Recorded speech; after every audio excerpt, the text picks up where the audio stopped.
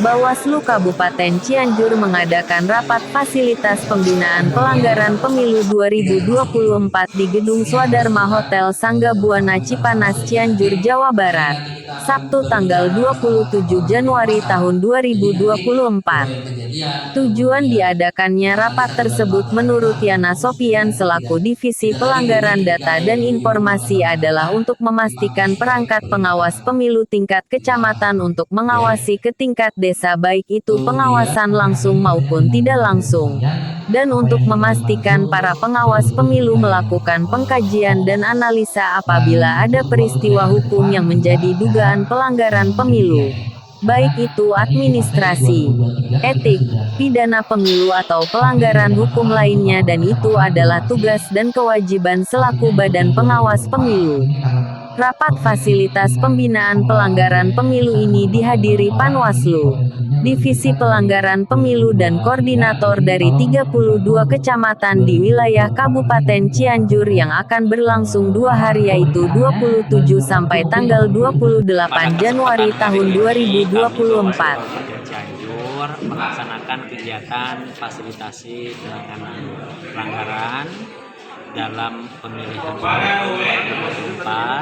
Tujuannya adalah untuk memastikan perangkat pengawas kita di tingkat kecamatan juga nanti bisa disampaikan kepada tingkat desa dan kemudian melakukan pengawasan baik untuk pengawasan langsung maupun juga pengawasan tidak langsung, karena itu sudah menjadi tugas dan kewajiban kita sebagai pengawas pemilu.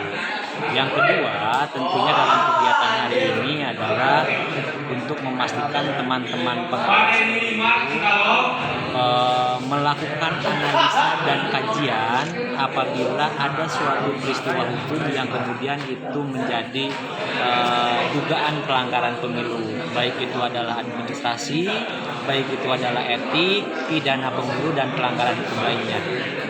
Dan yang ketiga tentu dalam hal ini adalah teman-teman Panwasjam untuk kemudian memastikan bahwa unsur dugaan pelanggaran yang tadi disampaikan itu sebagaimana ketentuan di Undang-Undang 7 tahun 2022 tentang penanganan dan laporan, memastikan bahwa suatu peristiwa dugaan itu apabila kemudian dilakukan proses upaya penindakan itu adalah memenuhi unsur formal dan material.